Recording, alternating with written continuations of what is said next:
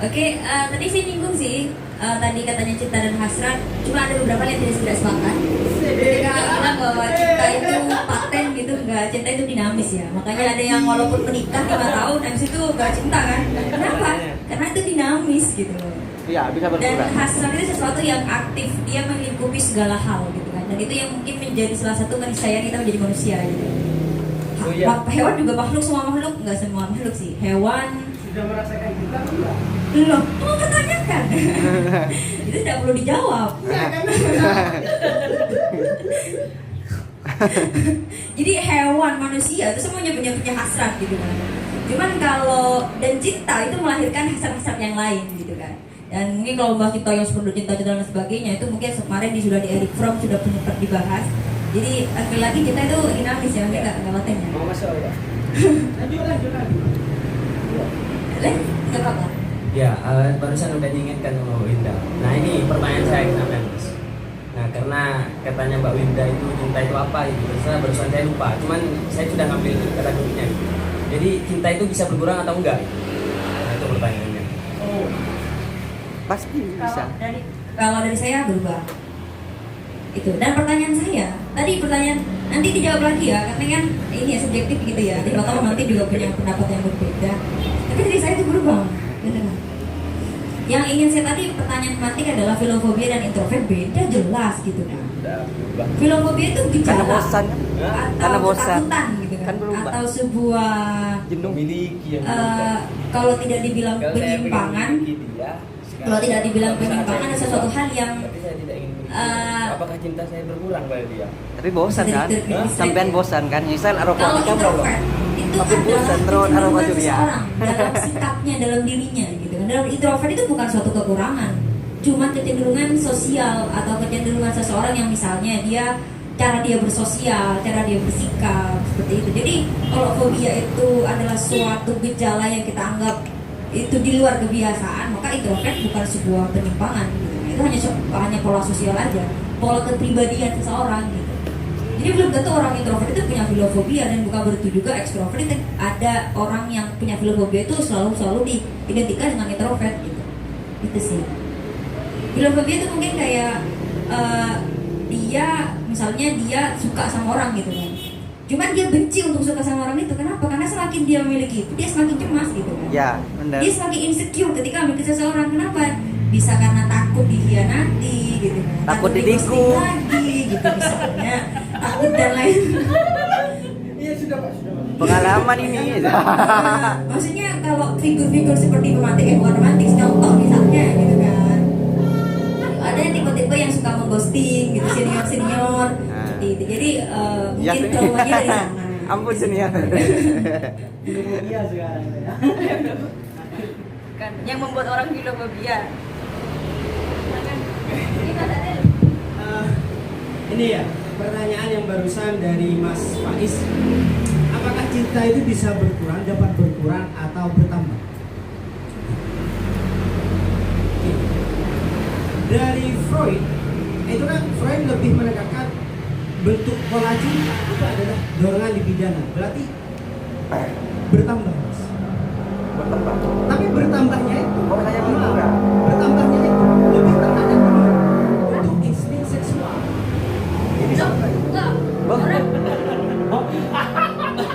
Saya cita-citanya ingin punya istri 3, Mas. Itu kan karena saya tidak terpenuhi kalau cuma satu. Dan sunatullah. Iya. Gimana Siapa itu? yang bilang? Itu juga bisa dibantah dengan alasan orang selingkuh. Ya, itu benar. Maksudnya kalau misalnya itu bertambah karena alasan seksual, seharusnya dia pindah dengan satu orang gitu kan. Kenapa dia harus selingkuh? Gitu kan? Iya, itu. Apakah dia harus selalu bertambah karena maksudnya gini loh. Ada ini saya teori ya, saya tidak pengalaman soal itu. Orang yang sering berhubungan seksual yang ada puncak dia bosan gitu. Ya kan? Itu berarti kan bukan bertambah, hasratnya berkurang gitu. Makanya dia mencari pengalihan-pengalihan lain gitu untuk menuntaskan libidonya gitu misalnya. Gitu. Cinta itu apa? Kadang Cinta itu energi. relatif kan. Oke.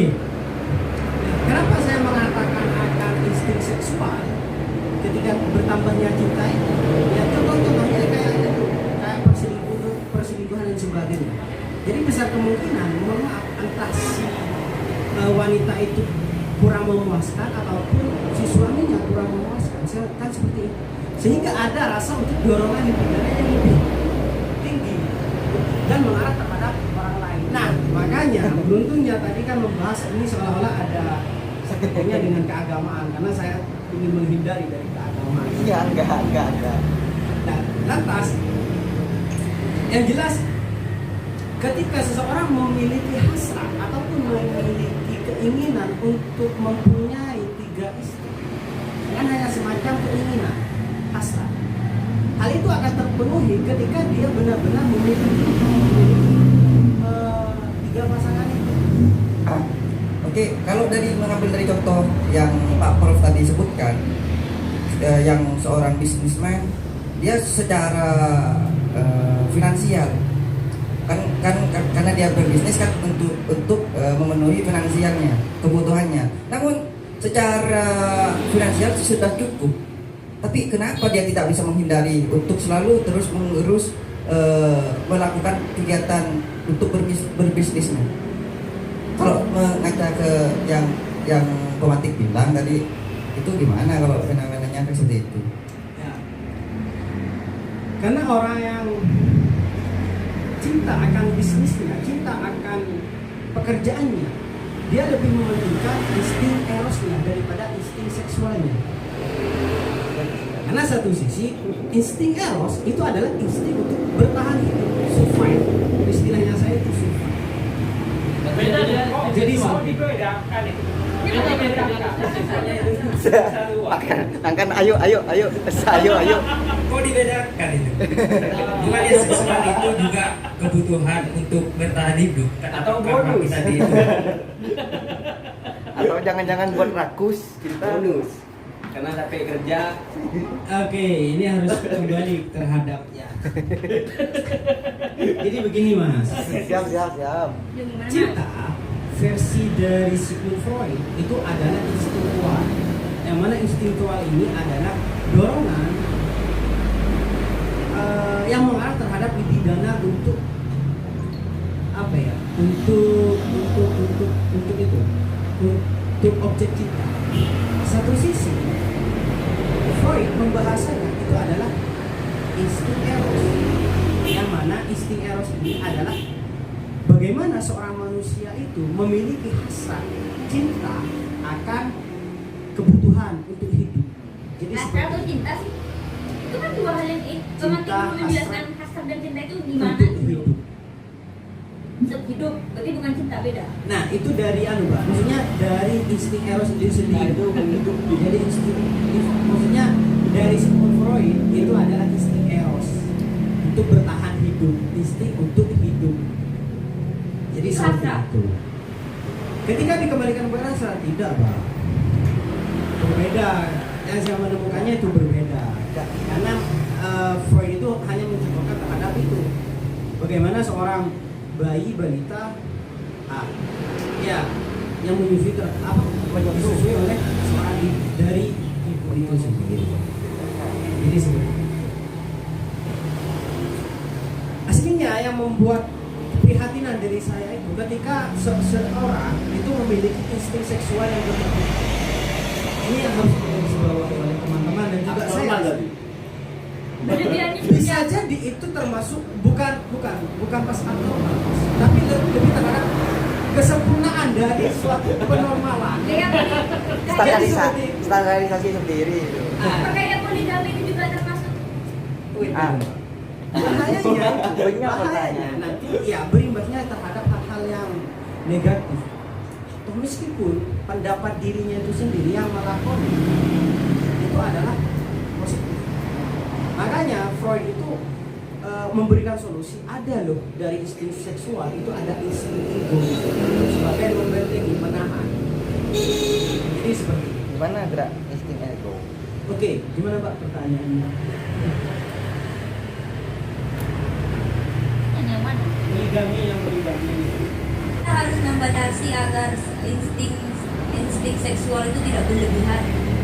apakah dengan laki-laki yang mencari pelampiasan wanita lain itu juga dia tidak harus mengatakan poligami gitu ya, takut dalam bahasa agama gitu misalnya gitu, atau yang mencari pelampiasan lain gitu. Apakah itu yang berlebihan? Lalu yang seperti apa yang menurut romantik itu sesuatu yang wajar gitu. Padahal kita fenomena selingkuh itu banyak gitu. Dan saya masih bingung dengan hasrat dan cinta itu, seolah-olah saya melihat romantik menyamakan itu gitu. Itu dua hal yang berbeda, jelas berbeda hasrat dan cinta itu gitu kan.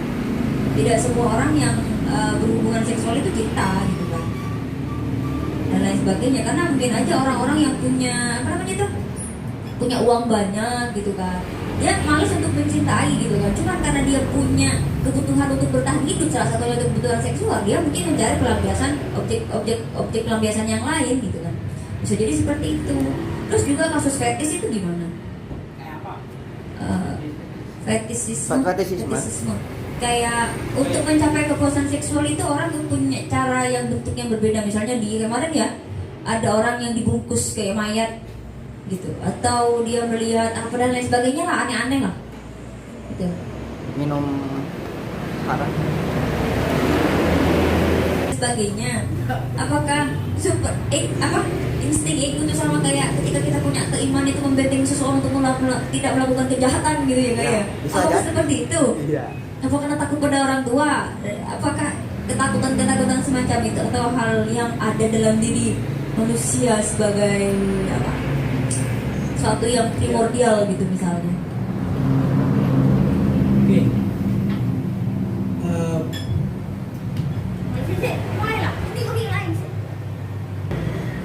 Perihal insting ego ya. Nah, insting ego ini memang dari bahasa dari Freud itu sendiri adalah sebagai membentengi untuk insting seksual itu sendiri.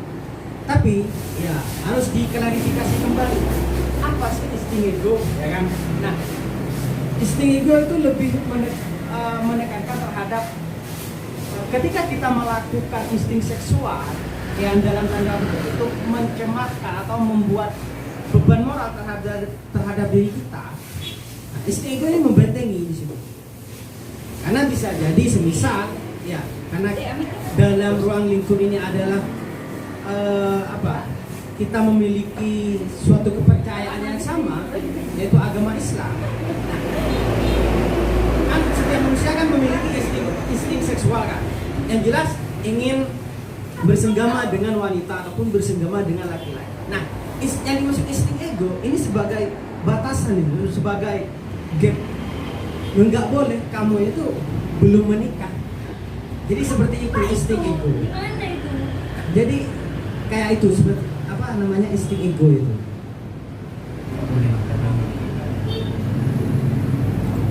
Jadi gini Mbak, ketika seseorang itu sudah memiliki ya kan, sudah oke lah, mempunyai insting seksual, ya, mempunyai hasrat untuk bersenggama dengan wanita lain ataupun tidur dengan laki-laki lain, ya kan. Nah, karena dia tahu bahwa aku belum menikah, Ibarat ini yang biasa disebut aja. insting ego. Ibarat itu biasa aja. Nah, masalahnya Insting ego terus beda. bagaimana dalam versi barat ini lebih terhadap begini Mbak. Yang dimaksud Freud itu persis kasusnya sama Nanang ini. Wow. Maksudnya yang Nanang sampaikan itu adalah ketika semisal anak menggauli orang tua ataupun orang tua bapak-bapak menggauli anaknya. Nah, yang dimaksud dari Freud Siapa yang untung itu? insting ego itu sebagai menahan akan hal itu, menahan akan insting kebinalan dan apa ya, keberingasan dari insting seksual itu. Loh, nggak boleh, ini anakku, jangan gitu. Yang bilang Nggak siapa? boleh, ini ibu. Yang bilang itu siapa? Pernah lihat YouTube biru Mas Wahri. Apa? Nggak paham saya. Oke. Terus lagi, apakah fetisisme itu adalah sebuah bentuk cinta atau hasrat gitu ya Mbak? Gimana ya? Karena saya bingung mau membentuk sebuah pola gimana untuk pertanyaan fetisisme ini. Karena ketika ini berbentuk hasrat, oke, ini hasrat, sebuah keinginan. mau ini mau itu kan. Tapi apakah ini cinta? Cuma dorongan libidinal saja, Mbak. Tapi yang membentuk suatu pola cinta yang abadi yang saya sampaikan Ada di belakang. bukan. Minggu depan yang ilustrasi cinta abadi seperti apa? Cinta yang sesungguhnya. Oke, lagi saya singgung terhadap. Terus ada apakah dalam cinta ataupun hasrat ini ada yang untung? Ada yang gugur. Ada siapa yang diuntungkan? Siapa yang dapat hasil ataupun siapa yang rugi? Yang jelas, ketika seorang laki-laki ataupun wanita, mereka sama-sama beruntung, mereka sama-sama rugi ketika merasakan kerugian. Jadi seperti itu, sama-sama untung mas ketika sudah ada cinta dan hasrat. Waduh, kalau hamil di luar nikah itu kan yang rugi adalah perempuan. Wah, Habis itu Itu kan kita mau selesai aksi. Itu kan selesai aksi dari isi masa. bentuk polarisasi dari cinta dan hasrat itu sendiri. Berarti yang rugi itu adalah ketika mohon maaf wanita itu hamil di luar nikah. Yang suruh siapa? Kan pertanyaannya suruh siapa? Kan seperti itu. disuruh setan. Nah, disitulah bagaimana teman-teman atau pria kita, orang-orang yang cendekiawan dan sebagainya, harus memahami insting ego ini. Semisal kita memiliki adik perempuan, abohai, ya kan? Mohon maaf, abohai ini dan itu. Harus, oke, secara insting seksual, secara insting seksual, wah, ini Masalah. valid ini kan kayak gitu. Tapi kita harus memiliki insting ego loh. Gak boleh, ini adik saya. Gak boleh, ini ibu saya. Pencegahan berarti Pak. Ini untuk mencegah, Apa? Di mana? untuk mencegah akan suatu benturan cinta dan hasrat antara laki-laki dan wanita.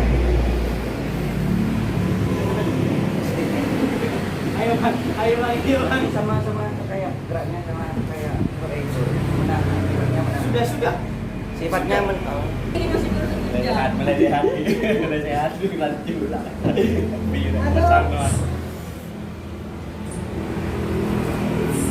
Freud ini, kalau kita membaca cintanya Freud ini sebenarnya sangat berkaitan sekali dengan unsur-unsur biologis, hubungan biologis.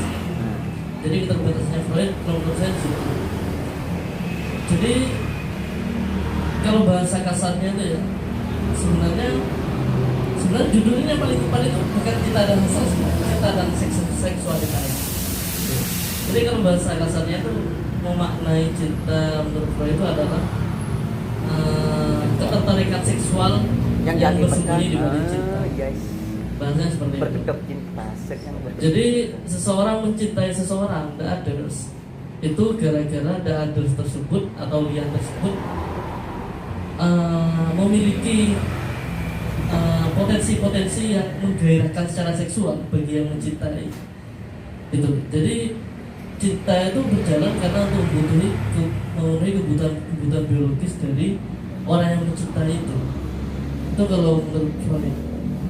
Nah, ini sangat berbahaya kalau kita implementasikan dalam arti kita terapkan dalam kehidupan sehari-hari dengan menggunakan kacamata yang lepas tanpa menggunakan kajian-kajian yang sudah ada. Ini sangat berbahaya. Karena kenapa? Berbahaya di sini terjadi ketika seseorang mengambil teori-teori dari Freud kemudian diimplementasikan sehingga seseorang tersebut menganggap bahwasanya Sudah ketika dia merasa tertekan dan mengamalkan. mencari pelampiasan, semua orang pun disikat.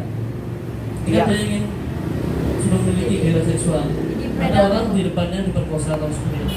Ini adalah salah satu dampak yang sangat berbahaya ketika kita mengimplementasikan dari Freud dengan kacamata yang lepas. Nah, akhirnya apa yang terjadi? Dia akan selalu membenarkan. Loh, kenapa kok saya salah?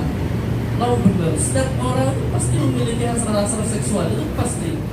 Sehingga kalau kita minjam istilahnya Hannah Arendt itu menariknya, banality of evil, banalitas kejahatan. Jadi hal ini kemudian muncul banalitas kejahatan bahwasanya, oh, lowong setiap orang itu punya hasrat seksual masing-masing, ngapain dipersalahkan orang yang perkosa? Kan ini istilahnya banalitas kejahatan. Jadi kejahatan itu tidak ada lagi, dianggap sudah biasa aja. Ini yang terjadi jangka panjang ketika kita melihat mengimplementasikan teorinya Freud dengan penyamaran lepas. Nah, yang dilupakan oleh Freud ini adalah bahwasanya dalam sebuah cinta itu tidak hanya berkaitan dengan insting libido saja, libidinan saja, tapi juga masih banyak aspek-aspek yang masih terdapat di dalam sebuah cinta. Apa itu? Seperti hanya trust. Oke, sekarang kita gini. Oke lah, kita sekarang merasa kalau istilahnya bahasa orang-orang tuh sakne ya. Sangi. Iya, kalau istilahnya kayak gitu ya. Anggaplah kita merasa seperti itu. Kita merasa seperti itu. Kemudian kita mencari pelampiasan dengan cara, oh ini ada orang di pinggir jalan yang memiliki paras dan body mirip kita Spanyol lah, lalu diperkosa. Nah, apa ya? Kalau tanpa kepercayaan dua orang yang merasa memiliki kekuatan seksual yang tinggi dengan orang yang akan dijadikan pelampiasan tanpa adanya kepercayaan, itu sulit yang akan terjadi apa yang disebut dengan hubungan seksual, terutama yang kaitannya dengan orang-orang PSK. Kenapa kemudian prostitusi itu berjalan? Karena di situ ada trust, kepercayaan, ada transaksi. Perempuan berani menyerahkan tubuhnya ketika di situ ada komitmen, kepercayaan bahwa ketika saya dipakai, saya harus mendapatkan keuntungan berapa apa, money. Nah, ini masih salah satu faktor saja, trust, kepercayaan. Masih banyak sekali beberapa aspek-aspek lainnya seperti halnya komitmen, seperti halnya perjuangan, pengorbanan atau sebagainya itu yang masih dilupakan oleh semua. Berkorban akan serahkan. Emang ribet ya, bukan ribet gimana? Ada pendapatnya salah satu filsuf Pascal itu. Kalau masalah hati ini memiliki alasan-alasan yang tidak bisa dijelaskan secara gamblang oleh akal kita. Dan ini sangat kompleks sekali ketika kita bicara masalah cinta atau masalah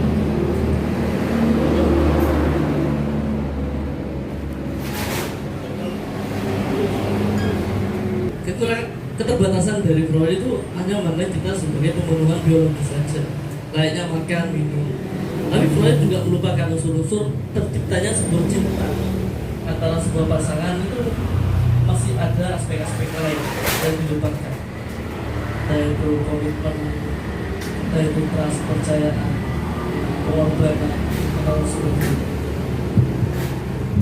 Nah, ini yang juga membingungkan bagi saya juga, karena semisal dari KKP itu cinta dan seksual itu mungkin ada satu kesatuan yang lebih menarik, karena temanya adalah cinta dan hasrat. Nah, di hasrat ini yang jujur ambiguitas saya itu meningkat. Sebenarnya hasrat itu mirip libido.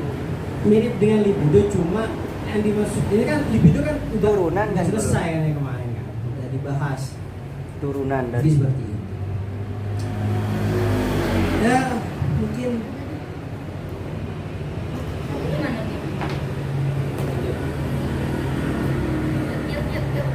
semisal cinta dan seksual mungkin akan lebih menarik, apalagi nanti pembahasannya adalah salah satu karya dari yang disebut kalau nggak salah judulnya Agama Pelacur, akan lebih menarik. Bijak kita itu. Puncak Karena ini siapa doang lagi? ada itu kan. Oh, bukan punya Freud. Bukan Freud. Iya, bukan punya Freud, tapi ketika menggunakan pendekatan psikoanalisis Freud, Oke, bisa tuh jadi bedah buku ya bisa jadi, tapi jangan saya. Saya sedikit menambah sebenarnya dari banyak sekali yang sangat pendek sekali, sempit sekali jika misalnya cinta itu dibatasi dengan seksualitas aja gitu kan. Gitu. Karena yang membuat rumah tangga itu bertahan lama sebenarnya bukan aspek seksualitas aja. Bagaimana dengan orang-orang yang mungkin kalau sudah tua itu kan pasar seksualitas menurun gitu, itu kan masih bisa long lasting gitu kan. Salah satunya juga karena setiap manusia kan mungkin seperti yang dijelaskan Eric Fromm bahwa setiap orang punya rasa keterasingan gitu kan. Dan untuk pemenuhan itu maka satu sama lain saling melengkapi gitu kan ya. Iya, keterasingan itu baik dalam hal dan lain sebagainya gitu. Sudah ada yang melengkapi. Selanjutnya yang ingin saya tanya itu tadi ada beberapa hal yang menjadi kegelisahan pemantik gitu. Mungkin itu juga bisa menjadi kajian ketika apa tadi pertanyaannya? Yang awal kegelisahan. Terus kan beberapa aspek itu tadi, bukan beberapa aspek, beberapa pertanyaan.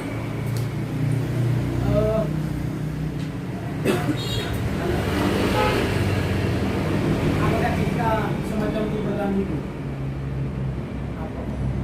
Bertahan hidup ya, cuman kalau seksualitas tidak. Yes. Itu sih dari saya. Dan saya merasa juga Tidak kau tanggapi. karena saya masih dalam beberapa hal saya masih sepakat dengan Eric Fromm ya, bahwa cinta itu tidak hanya sebatas hubungan laki-laki dan perempuan, tapi ada aspek yang lain gitu kan. Cinta kepada Tuhan juga suatu aspek yang lain, kita juga termasuk cinta gitu kan. Walaupun tidak harus kita arahkan ke hal-hal yang libidinal gitu, enggak gitu kan. Terus apakah ia abadi? Mungkin keabadiannya tidak pada satu objek, karena saya masih sementara ini saya masih setuju dengan bahwa cinta itu sifatnya relatif gitu dan fluktuatif gitu ya. Itu sih. Oke, sedikit tambahan dari saya. Saya mungkin sepakat dengan pernyataannya Mbak Winda bahwasanya cinta itu tidak sekedar hanya untuk kepuasan seksual. Salah satunya yang terjadi pada saya pernah baca buku dan melihat buku ini diangkat menjadi film dari perjalanan kerajaan di Roma yang keturunan yang keempat. Keturunan yang keempat itu siapa saya lupa namanya. Dia tidak menggauli istrinya. Dalam artian tidak tidak melakukan kegiatan seksual terhadap istrinya. Cuman karena ada tuntutan sebagai penerus tahta kekuasaan sehingga mengharuskan melakukan kegiatan itu. Dia tapi secara pribadi dari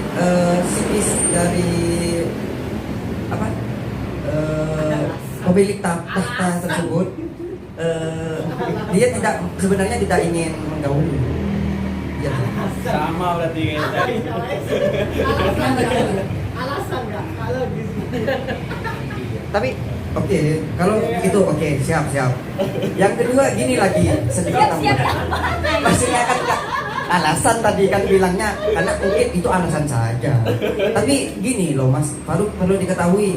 Saya pernah melihat fenomena juga yang di antara salah satu dari hubungan rumah tangga ini tak kelaki ya mengalami gangguan untuk melakukan reproduksi. Apa itu namanya tuh? Ya mencari turun tak kelaki. Apa itu lanjutannya? Hipotek. Hipotek. Dia mengalami di salah satu rumah tangganya itu yang suami itu hipotek. Toko kayaknya itu. Nah, itu membuktikan bahwasannya cinta tidak selamanya berkonotasi terhadap seksual. Itu. Kamu tanya lanjut dulu. Apa? Yang saya tanyakan adalah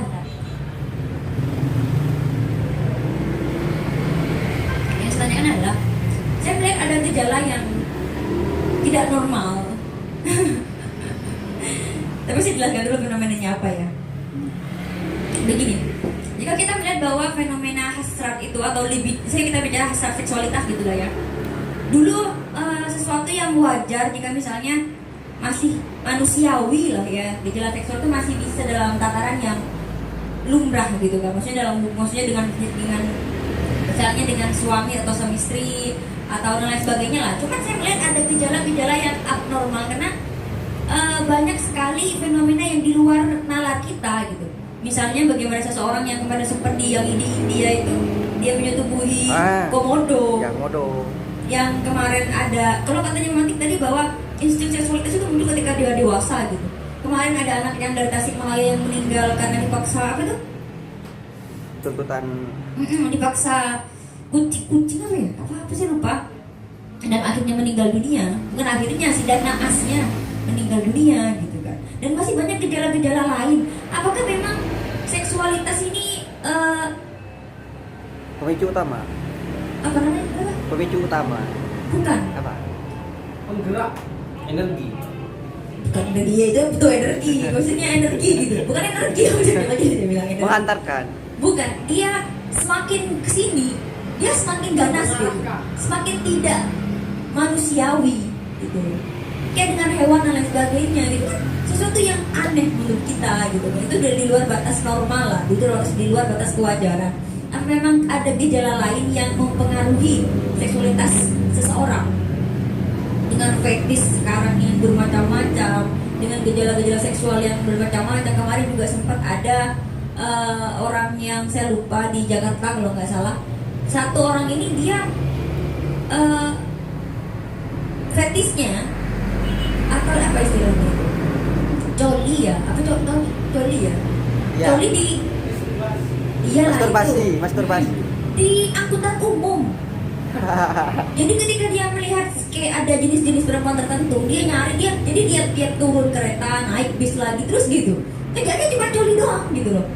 Itu kan keanehan yang emang gejala seksual sekarang emang makin tidak terkontrol gitu. Apa emang ada gejala karena zaman sekarang atau karena ada dan lain sebagainya, atau memang ada hasrat dalam diri manusia yang sebenarnya tertimbun Penuh misteri. dan lain sebagainya gitu. Ini yang ingin saya tanyakan terkait hasrat seksualis atau libido ini. Dan ini jelas bukan cinta kan, itu suatu hal yang lain gitu. Itu dari saya. Nah, ini yang memang agaknya ya berbahaya nih. Ketika manusia itu Tidak ada yang tidak berbahaya. Iya. Pokoknya cinta bahaya. dangerous. Enggak, maksudnya begini. Peringatan. Insting seksual ketika sudah berada pada puncaknya, maka akan itu masalahnya akan merambah terhadap hal-hal yang lain di situ. Makanya dari solusi Freud itu harus ada yang minimal insting ego itu sebagai untuk menahan. Tapi sayangnya ketika melihat realita ataupun berita-berita yang dipaparkan oleh Mbak barusan, itu memang apa ya namanya, bukan dalam persoalan cinta tapi hanya hasrat toh. Bagaimana seorang yang dari bis itu kan pindah-pindah untuk masturbasi, ingin melihat wanita-wanita yang glowing gitu. Ataupun sebagainya, ataupun bahkan yang termasuk kasus dari anak kecil itu sendiri yang sampai meninggal sampai mati. Dan tadi mungkin loh, sudah tahu. Ya itu memang dari ya insting seksual itu. Ada mungkin ada yang Enggak, karena begini Mbak, salah satu yang mengarah terhadap insting seksual itu berawal dari hasrat itu. Kita mengenai diri kita jangan mencampurkan dulu hasrat dan kita, keinginan, tidak menjadi keinginan. Ya, ya saya paham karena ya itu.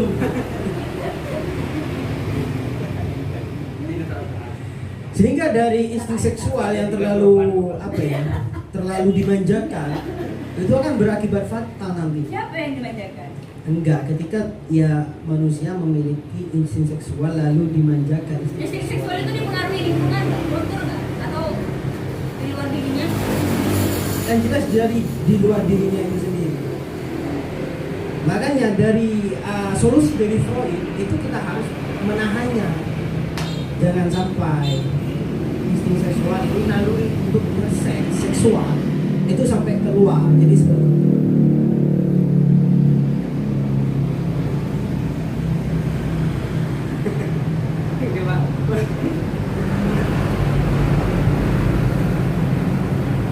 Coba saya oke. Saya baca sekilas sebenarnya, tapi ini apakah benar gitu, mungkin bisa diluruskan kalau salah terkait. Jadi memang ini juga berhubungan dengan normal atau tidak abnormal itu tadi, karena pada dasarnya di sini ini yang saya tangkap ya, takut salah juga sih. Yang dimaksud seksual itu memang Sigmund Freud ini membatasi bahwa seksual itu adalah hubungan pria dan perempuan, dan kemudian lebih khusus lagi itu terkait dengan apa ya, alat kelaminnya gitu. Atau di sini disebut organ-organ genital. Jadi juga jelas juga di sini kalau misalnya orang-orang yang homoseksual itu di sini disebut suatu tindakan yang abnormal, termasuk fetis itu tadi. ya abnormal, tidak normal gitu. Nah, cuman di sini ini disebutkan juga gitu, kayak apa ya, timbul paradoks gitu. Kalau misalnya juga seksual itu dibatasi hanya hubungan itu tadi apa, secara khusus aktivitas organ-organ genital gitu, atau alat kelamin, maka buat apa masih kalau misal masih ada pria dan perempuan ini, buat apa juga kita harus masih melakukan ciuman gitu kalau hanya sebatas itu gitu. Ini kayaknya juga apa ya, akhirnya di sini malah endingnya kira-kira Freud itu mengatakan ya udahlah, kita gak usah lari ke definisi seksual gitu, gak usah mendapatkan seperti itu karena apa ya, Itu akan mungkin terjawab mas ketika di gairah itu kan ada di yang itu gairah tuh pak, di gairah itu akan terjawab. di belakang setelah ini. Coba gimana itu? Saya belum baca. Ya marah. Beda nanti mas, apa kembarnya bukan cita dan hasrat itu. Ketika mempersoalkan ya itu gairah itu beda nanti. Apa bedanya? Akan lebih wow nantinya. Iya enggak? Tahu Benar. tuh apanya? Apa bedanya? Coba jelaskan. Iya. Apa bedanya hasrat dengan gairah? Apa gairah itu ada di sini? Ya karena ini membahas cinta dan hasrat, saya ingin melingkupi hanya hal itu, cinta dan hasrat Itu saja. berkaitan erat. Nah mungkin bisa jadi nanti selepas ya kita tutup dulu nih. Jadi Pas seperti kita menikah. Jangan mungkin dah Pak. Itu lebih masuk juga. Gairah. Yang di rumah takut penasaran. enggak karena Mas Prof aja. Udah tesis ya. ya mungkin hanya itu ya. Belum. Saya masih mau bertanya. Yang 5. Enggak, mohon maaf. Enggak. Begini. Nah, karena saya harus packing karena selepas kisah saya harus Oh, di depan Isa. enggak, masalahnya bentar lagi ada kegiatan juga saya. Oh, Jadi enggak apa. seperti itu. Ini habis ini. Karena malam sini. Jam berapa? Mohon maaf. Masih jam Kita 2. bisa nanti persoalan gairah itu semisal kaji. Jam 4. Dikaji kapan? Bapak, Jam 4. jam 4. Itu jam 4 yang pengelingkaran. Bisa jam 7 kurang. Jam 5. Kayak gini. Siap. Anu. Terus langsung. Mungkin hanya itu ya. Loh, Kurang ya. lebihnya ya mohon maaf jika ada kesalahan dari pematik itu sendiri, karena yang jelas suatu bentuk kebenaran itu real dan pure murni dari Tuhan. Sebenarnya Mungkin ini dari bahasa dari Freud, cinta adalah obat tetapi pasien lebih suka disembuhkan dengan analisis. Sigmund Freud. Kurang lebihnya mohon maaf dan wassalamualaikum warahmatullahi wabarakatuh. itu.